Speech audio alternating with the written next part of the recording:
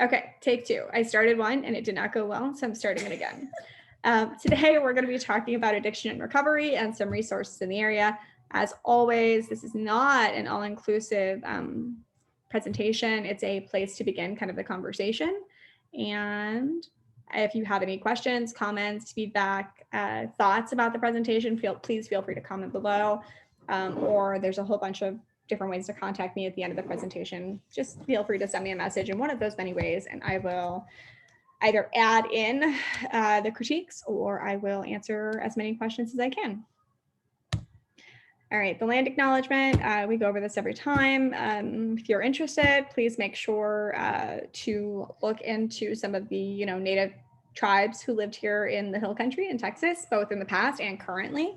I believe this fall, every fall, there's a huge powwow down in like San Marcos, which looks amazing. And you can look that up and watch some of their videos of some of their traditional like dances. It's really cool. All right, today's agenda. We're going to talk about the definition of addiction, the addiction cycle, tools, asking for help, and then some basic resources. Recovery is absolutely a battle, and that's recovery from kind of anything, right? That's recovery from any kind of addiction. It can be recovery, following an abusive relationship. It can be recovery in many, many different ways. Healing is a process. It's a daily battle. Just keep fighting, just hold on, and slowly the battles will get easier. So addiction can affect anyone. Like, let's throw that out there. If you are struggling with an addiction, that does not mean you are weak. It does not mean you have, no will or anything like that. People from every background experience it. You may choose to experiment with drugs. But I mean, things like meth, right, they can get away from you very, very quickly, right? It can take one time you've tried it and then you can't stop thinking about it. And the next thing you know, you're doing it every day. And that makes it really, really hard to stop. Even to the point where people who have been using a substance for a while genuinely believe that they may die if they stop. And things like alcohol addiction, like if you are drinking enough, often enough, like it is actually possible that like that detox process is not pleasant. And it is definitely worth being in like a detox center to go through it. So that there are things that can be given to help mitigate some of those negative impacts, those negative effects. When drugs or alcohol are used so often, they also have negative impacts on your life. And you're not living your life to the best of your ability at that point. Like it is impacting every aspect of your life. And at this point, it's called a substance use disorder. Is that the change in the DSM? Mm-hmm. Oh, cool. The DSM is the Diagnostic Manual for Mental Health Diagnoses, and they made a bunch of changes a few years back, which is why I asked that question. So intense cravings for alcohol or drugs and can include using illegal drugs like heroin or cocaine or excessive alcohol drinking, using prescription pills in ways other than prescribed, or using somebody else's prescription. Prescription drugs, I kind of want to highlight here because they are so insidious. They are like this small thing. A couple of weeks ago, I had a kidney stone, which was super crappy, and is definitely like they gave me like Tylenol with codeine, which is such a small controlled substance compared to so many of these. But once I found out that the stone hadn't passed, like immediately was like, well, I should be in pain, right? Therefore, like, am I in pain? Like, I don't know, right? Like there's very much this psychosomatic, there's this mental piece to pain sometimes where if you believe you should be in pain, you feel like you're in pain. And I am not saying that it's everybody or that it's every single situation, because it absolutely is not. I think that for some people though, once they've started taking, they got Percocet after a C-section, right? Then you like the way it feels. And so then it gets harder and harder and harder to remember what your baseline was, right? Harder and harder to remember like how you felt before you started taking it. And so it is just always really, really, really important that when you're taking any kind of controlled drug, whether it's, Adderall for ADHD or it's, Percocet or Tylenol 3 with codeine, right? To take it as prescribed and to be aware of that, to be aware of how it can change the way you're thinking about your pain and about how your body is feeling. The addiction cycle, there's an emotional trigger. It can be something as simple as, I don't want to go to work today. Or right? I'm bored. Yes, or I'm bored, exactly. My car broke down, I can't handle this, right? I'm gonna have a drink. And I assume the ritual is like, I think that you actually know far more about this than I do here. I was just thinking about when ritual, I was just thinking about smoking. So like there's like emotional trigger, or like, oh my God, there's traffic. Then you get that craving. Oh, I'm stuck in traffic. Like I can light up a cigarette. And that's the ritual, because every time you go to work, you light up a cigarette. So you light up a cigarette, that's the ritual. And then you're using. And then after that, you feel guilty because you're like, oh no, like, you know, that like smoking causes cancer and like it's really bad for you. And then just, it goes again. The emotional trigger, the craving, and it's just like a cycle. Absolutely. So I also think it's really interesting here to throw in that like the use of a substance, it is a coping strategy. It is like what is called like a maladaptive coping strategy. So what maladaptive means there is that it is a coping strategy that is negatively impacting your life. Right. So it is, yes, it is helping you process whatever emotion it is you're feeling in that moment, whether it's stress or anxiety or sadness or anger or whatever it is. Right. It is actually, it is a coping strategy. It started somewhere. But then it starts having a larger and larger negative impact on your life. And that's what makes it maladaptive, right? Versus like an adaptive coping strategy. Like when I feel stressed out, I'm going to watch a meditation video, or I exercise. Or I'm going to have a cup of coffee first thing in the morning, right? That becomes like your ritual for the morning, right? You wake up, and I mean, caffeine is an addiction. Yeah. Right. It's 100%. Anything can become an addiction when it interferes with your life, like you said in the beginning. Yeah, exactly. Recovery starts with asking for help. Asking for help for a drug problem is one of the hardest steps, right? It is the first step. It is a baby step. It may not feel like it means anything, or it may feel meaningless because you may have had the thought a million times before. But it is a courageous step. It is a hard step, and it is the first step. Treatment does work, and there are many paths to help. There really are, and people recover every day, right? And it doesn't have to be, you know, just AA or NA. Like there are some different recovery programs here in the area that don't rely on that, you know, the AA model, right? The Alcoholics Anonymous model. Recovery can feel overwhelming in the beginning because you're having to choose to stop something that has been a workable coping strategy for you for some amount of time, whether it's days or years. It doesn't matter, right? The longer that coping strategy has been part of your life, and cigarettes are a really good example, the harder it is to stop. And I think sometimes people have an even harder time with it because there isn't a replacement coping strategy, right? Because it's like, I'm going to stop smoking, and that's just what I'm going to do. I'm going to stop cold turkey. And for some people that works. And for others, right, if you've been smoking for 30 years, every time you get stressed, you reach for a cigarette, right? And so it is important to, when you're starting to think about, and particularly for things like an addiction from like nicotine, right? Starting to think about, what can I do instead? Who can I call when I'm having a craving? You know, for things like, you know, heroin, cocaine, extended alcohol abuse, like it is absolutely worth like trying to connect to a treatment program so that they can help you start that initial process. And like, if you need to detox, you're detoxing in a safe place. That is always really, really important. Addiction can be managed successfully. It can take several attempts at treatment to find the right approach. I read a statistic years and years ago that it takes like an average of 7 relapses for people to get clean, to get sober, and to stay sober.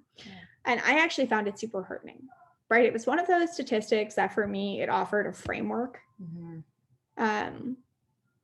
Because I was working with parents who had lost their kids, right? And it was a framework for me to offer them hope. Right? Just because you may have relapsed once or twice or even 3 or 4 times, it doesn't mean you're weak. It doesn't mean you're hopeless, right? It doesn't mean that this journey is over for you, right? Every time you relapse, you can stop and reflect upon that and go, what caused me to relapse that time? How can I avoid that in the future? What can I do differently? And And sometimes it's a matter of making new friends. Sometimes it's a matter of building new support systems, which is overwhelming. Once again, though, sometimes the first step is simply having that reflection and going, this is something that may be a problem for me. What can I do differently? And those are always conversations I'm willing to have, right? I'm always willing to sit with you and help guide those conversations and just like listen to whatever you may have to say about it as you're beginning to process or think about this, if this is something that you were struggling with. There are treatment facilities all across the country. There are treatment facilities all over the area. Through Integral Care, through ATCIC, right? You can set up an OSAR, which is I don't even know what the O stands for. It's essentially a drug and alcohol assessment program. These programs tend to be free, right? If you're going through the OSAR process, and they will link you to programs that may be beneficial for you. And it's important when you go in for those assessments to be honest and open. And I understand that it takes a great deal of humility and courage to go in and be honest about something that, if there's guilt and shame attached to it, can be really hard to be honest about. But the more honest you are, the better the chances that you're going to find a facility that will help you in the way that you specifically need help. Because everybody gets help differently. Like it's the same way. Why would I make a single statement, right? Like 10 people are going to hear 10 different things. Yeah. Right. And that's always important to keep in mind. If treatment isn't the right next step for you, you can still find someone to talk to, right? You can talk to a therapist or a counselor. I am a licensed social worker. I'm happy to have some of those initial conversations with you. If you need someone for longer term counseling, because that isn't what I'm doing here at Think East, right? I am happy to help you find somebody who's either on your insurance, or there's a link right here that's in NAMI.org/local, right? And we can find somebody who can help you walk through that. Some therapists are licensed, they're LCDCs, they're licensed counselors in chemical dependency. And they're amazing, right? They've been doing this forever. And then there's support groups, right? So NAAA, Faces and Voices of Recovery. There's a program called Celebrate Recovery here in the Austin area that's been amazing. And these are things that you can dip your toes in and out of, right? You can try it out, see if it helps. If you're having trouble finding locations, especially right now, you can certainly let us know. The Al-Anon groups are super interesting. Those are for parents, siblings, family members of a loved one who is experiencing addiction. Because that is also a hard thing to watch. It's hard to watch a loved one kind of slip down that road and not feel like you can do anything about it, right? Like, how do you support somebody and not enable them? And that is a really good space, can be a good space to go and to share those feelings with others who are experiencing something similar. Relapse prevention plan, right? So you're thinking about your triggers, you're thinking about what you can do to manage your cravings, preventative tools, right? So knowing who your support system is. The next sheet over here talks about coping skills, right? And I love coping skills and I talk about them all the time, but they always sound so trite, right? It's always like, read a book, I'm going to write it out, I'm going to draw a picture, I'm going to go for a run. But all of these things, they help, they do. Exercise in particular is great because it's releasing endorphins, right? So it's releasing something that your body is craving at that point. Support groups, rehab programs, right? Having a sponsor through AA or NA, right? Having somebody you can call to help guide you or to help validate how you're feeling and to give you some tools and to remind you that you can do this. And life improvements. Is that referring to things like better relationships with your loved ones, maybe being able to get a stable job, stable housing, right? Because like, let's say you are, 25 years old and you've been struggling with drugs for a while and your parents wouldn't let you come home, you're able to get clean and show your parents you're able to get clean. It's possible that you might be able to move back in and really start rebuilding on some of those things. We can always send you guys a direct copy of this release prevention plan if this is something that is interesting to you, that is helpful. I do like this, don't become complacent. I'm just kind of skimming through this as I'm talking. But it doesn't matter how long it's been since your last relapse, right? If you've been sober for 30 years, that doesn't mean that like you're immune to this. There are plenty of cases of people who have been sober for a very, very long time, and then something happens, or like the right trigger comes along, and the next thing they know, they're kind of back on that slippery slope. And so kind of always being aware of your warning signs, right? Like, so for me, when I'm feeling really, really anxious, my warning signs are I tend to sleep less and I tend to eat less. Right. And so those are both things that when I realize that I'm doing those things, I take active steps to make sure that like my sleeping routine is better and stuff like that, so that I'm getting additional sleep, so that I can kind of stay on top of that before I start to go down that path again. But there's a great deal of humility with looking inside and being like, I do this every time. I should do something maybe different, or maybe I can call this person and say, hey, I'm struggling again. Here's why I think that.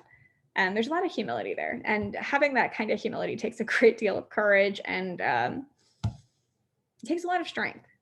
I know it won't feel like it, but it does. It does. Basic resources, AA meetings. There's a link here. I can always send that link as well. You can also search AA or NA meetings in the zip code that we're in. And then there are some additional links here. Please don't hesitate to reach out and ask any questions you may have about this. Once again, this whole like informational series is about beginning the conversation, not ending the conversation. And we are constantly looking for NA and AA groups that are within like a mile of Think East, so that they are as easy as humanly possible for people who live in our community to be part of that and to utilize that resource in the community. And if there's anything I can do to help make that process easier, please let me know. We can always problem solve together if it feels like something you would like to problem solve together. Thank you guys very much. And I'm going to now awkwardly end the presentation and then end the recording. So I hope you guys all have a wonderful day, and I look forward to our next presentation, which ironically we will be recording momentarily. So